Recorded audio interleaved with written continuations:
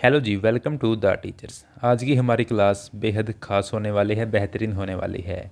आपके एग्ज़ाम के point of view से काफ़ी अच्छी क्लास है। तो चलिए स्टार्ट कर लेते हैं क्वेश्चन नंबर 1 से। भूमध्य रेखा के 10 डिग्री उत्तर व 10 डिग्री दक्षिण का क्षेत्र क्या कहलाता है? मैं ये मानकर चलता हूँ कि आपको जो मैप की लैटिट्यूड और लॉन्गिट्यूड है उनका पता होगा, है ना। अगर नहीं पता है तो उसके बारे में भी एक क्लास कर रखी है कंप्लीट, वो भी आप देख सकते हैं। तो इस क्वेश्चन को देखिए।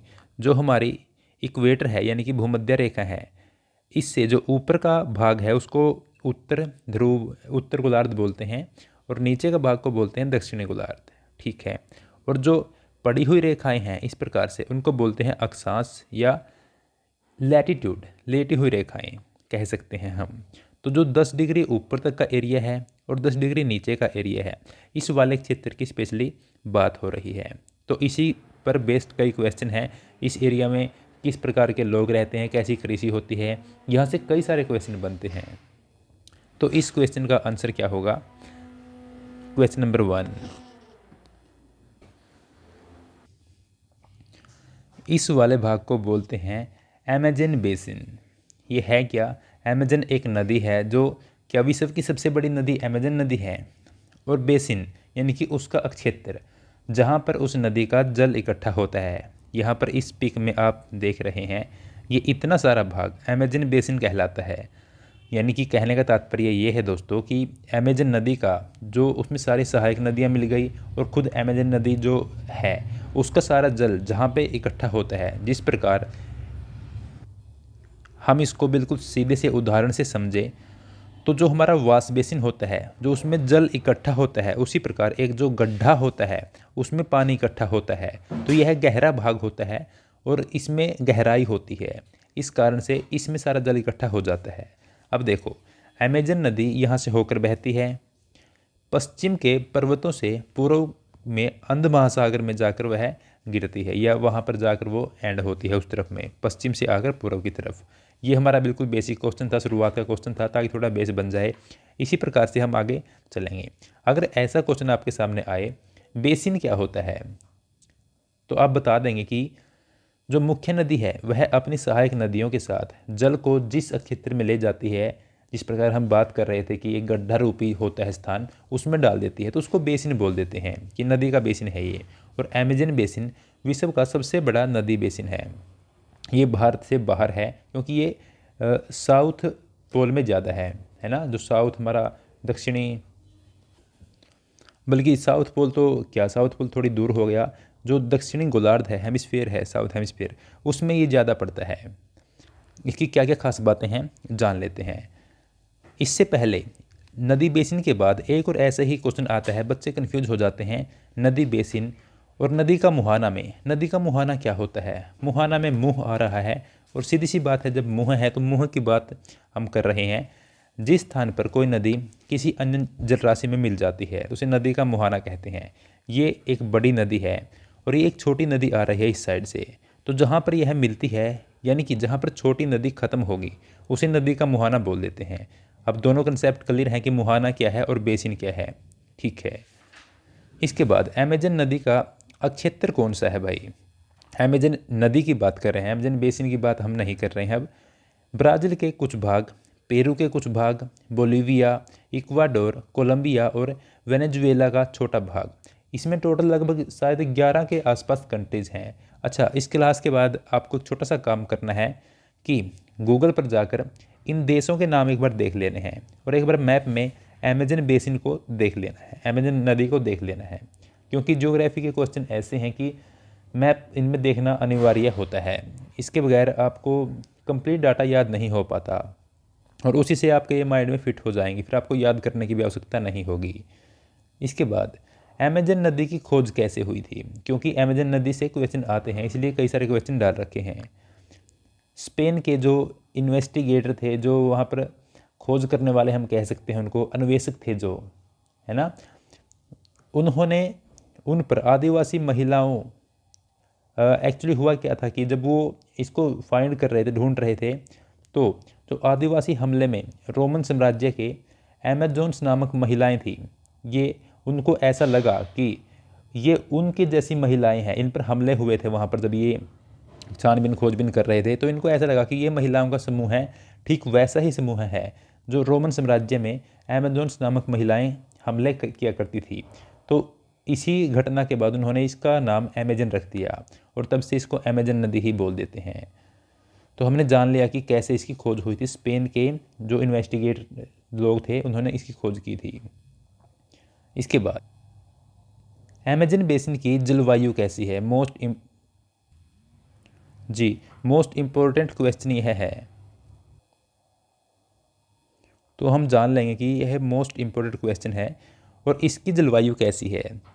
जो हमारी धरती की भूमध्य रेखा है वहाँ पर सूर्य का प्रकाश सबसे अधिक आता है, क्योंकि ठीक 12 बजे सबसे ज़्यादा लाइट यहीं पर होती है। तो ऐसा होने के कारण इससे क्या क्या होंगे? इससे एक तो मौसम गर्म रहेगा, बिल्कुल अधिक गर्म रहेगा, और एक यहाँ पर वाष्पीकरण सबसे अधिक होगा। यहाँ पर बारिश भी सबसे अधिक होगी, क्योंकि अगर जल उठ रहा है वाष्प बनकर और वाष्पीकरण के बाद बारिश हो रही है तो यह कंटिन्यू चलता रहेगा। और यहाँ के मौसम में जो जल वाष्प है वो हमेशा घुले रहेंगे वायु में। तो यहाँ पर गर्म मौसम होता है और नम होता है। रात दिन मौसम आर्द्र रहता है। जैसे मैंने बताया कि जल वाष्प के जो कण हैं वो हमेशा विद्यमान रहते हैं वायु में। शरीर में चिपचिपाहट सी रहती है। ऐसा होता है कि धूप भी निकली है फिर भी कपड़े नहीं सूख रहे हैं, पसीने नहीं सूख रहे हैं, वो वाला मौसम होता है। वर्षा रोध हो जाती है बिना चेतावनी के। रात में तापमान तो कुछ कम हो जाता है पर आर्द्रता समान रहती है। ऐसा यहाँ का मौसम है। इसके बाद जो यहाँ के वन हैं, हमें पता है दोस्तों कि सबसे घने वन यहीं पर हैं। सदाबहार वन या वर्षा वाले वन इनको बोल देते हैं। इसी एरिया में सबसे अधिक वन हैं। तो इन वनों के बारे में कुछ बातें जान लेते हैं।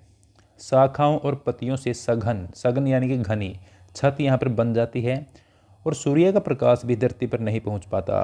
इस पिक को आप देख रहे हैं तो आप अंदाज़ा लगा सकते हैं कि कितने घने हैं। यहाँ पर लाइट नहीं पहुँच पाती, बिल्कुल ऊपर रह जाती है।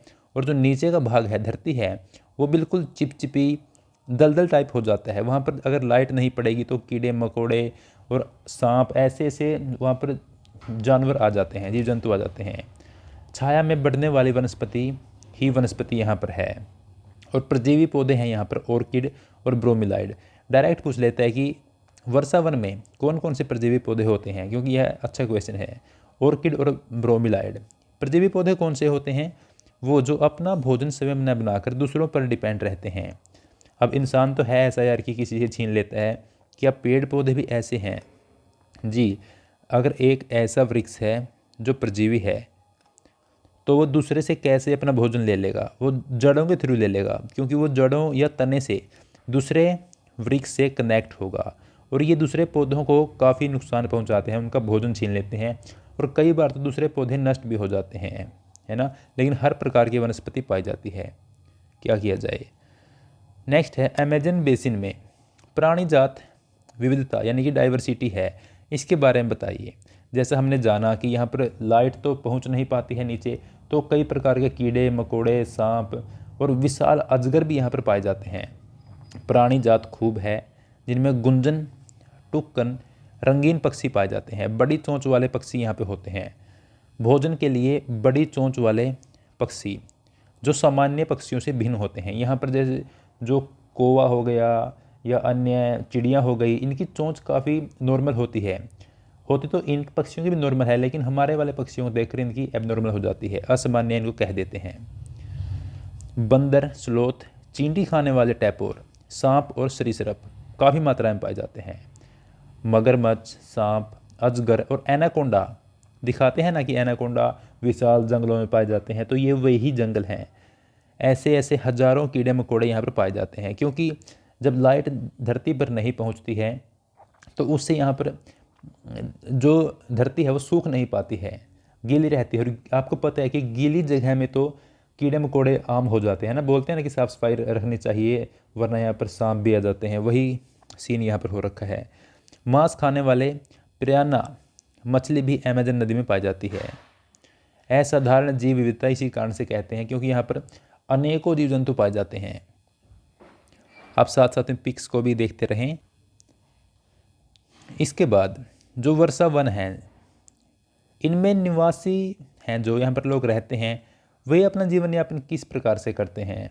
आदिवासी टाइप लोग ही रहते हैं जंगलों में। वृक्षों को काट कर ये फसल उगाते हैं अपने खाने के लिए, शिकार करते हैं और मछली खाते हैं। ये लोग भोजन के रूप में मछली का प्रयोग करते हैं।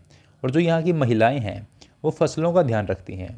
शिकार कभी मिले ना मिले निश्चित तो नहीं है ना, तो ये लोग टैपियोका, अनानास और शकरकंद यानी कि जो चीज़ ये वहाँ पे उगा सकते हैं, है ना, कर्तन एवं दहन कृषि करते हैं। फसलों को जलाया और उसके बाद वहाँ पर पेड़ पौधों को जलाया, वहाँ पर थोड़ा स्पेस खाली किया, वहाँ पर कृषि कर ली, है ना। मैनियोक या कसावा, यह क्या होता है? यह शकरकंद की तरह होता है या आलू की तरह इसको बोल सकते हैं। ऐसी टाइप में होता है जो धरती के अंदर उगता है, यह है ज़मीन में उगता है। और कॉफ़ी, मक्का या कोको ऐसी नकदी फसलें भी ये उगा लेते हैं। मधुमक्खी के जैसे इनके घर होते हैं और कुछ मलोका जैसे अपार्टमेंट होते हैं जो ढलान रूपी होते हैं। सबसे अधिक बारिश यहाँ होती है और इनके निवास को क्या बोलते हैं? मलोका बोल देते हैं। यानी कि कितने माले का तेरा घर है, माले का, तो ये मलोका, ऐसे अपार्टमेंट इनके होते हैं। फसलें कौन सी होती हैं मुख्य?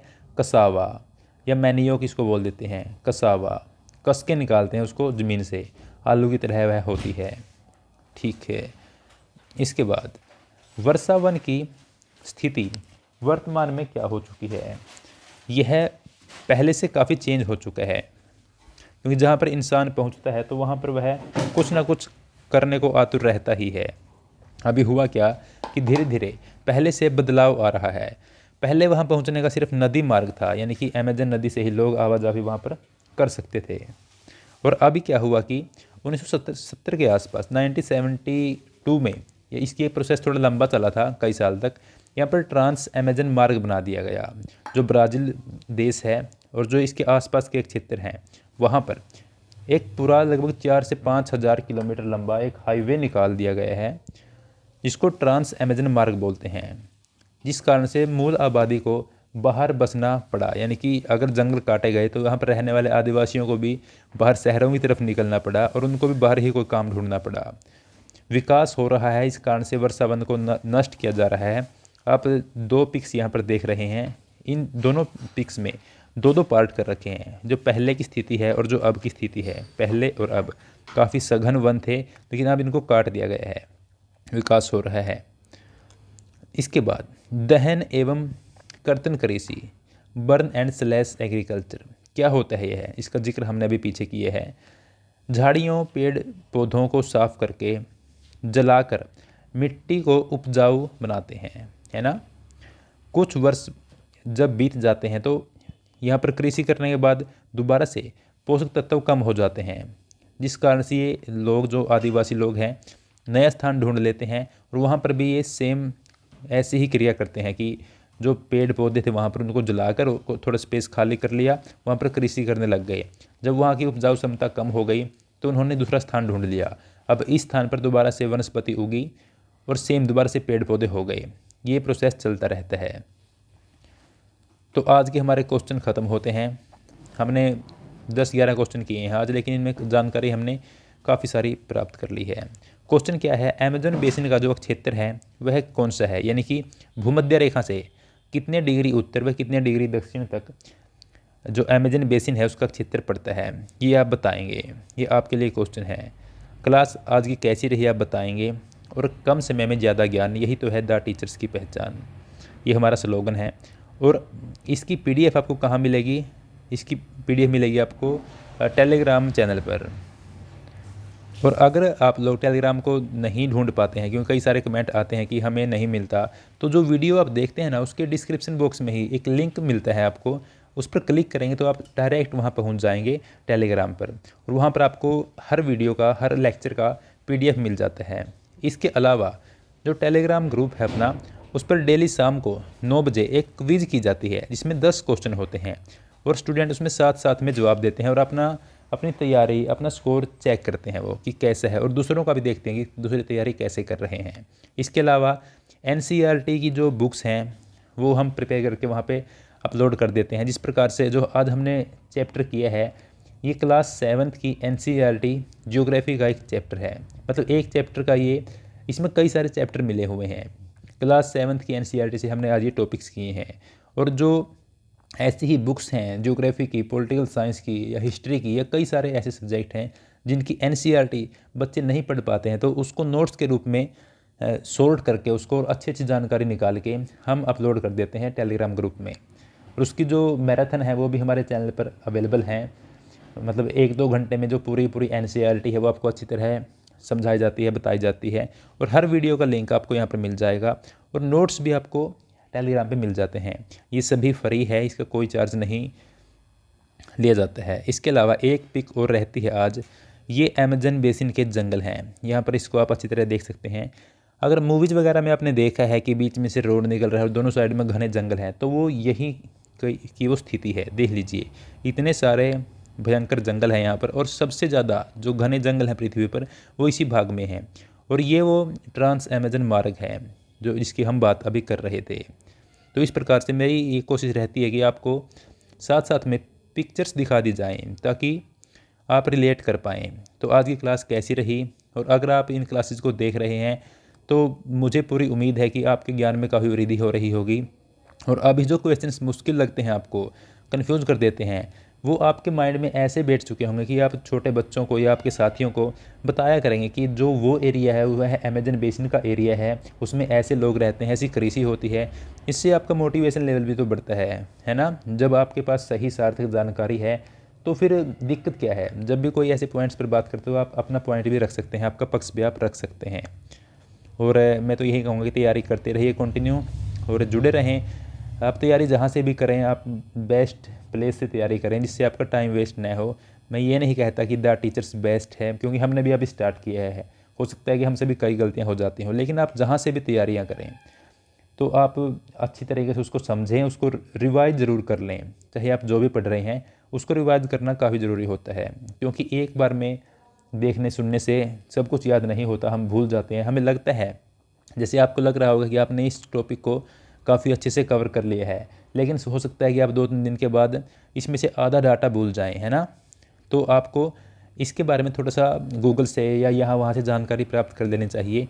और अगर आप चाहते हैं कि PDF से पढ़ें तो आप वो भी कर सकते हैं, आप PDF से भी पढ़ सकते हैं। जो क्लास हमने की है वह वहाँ मिल जाएगी, कोई दिक्कत वाली बात नहीं है। चलो मिलते हैं अगली क्लास में, पढ़ते रहिए। All the best, thank you.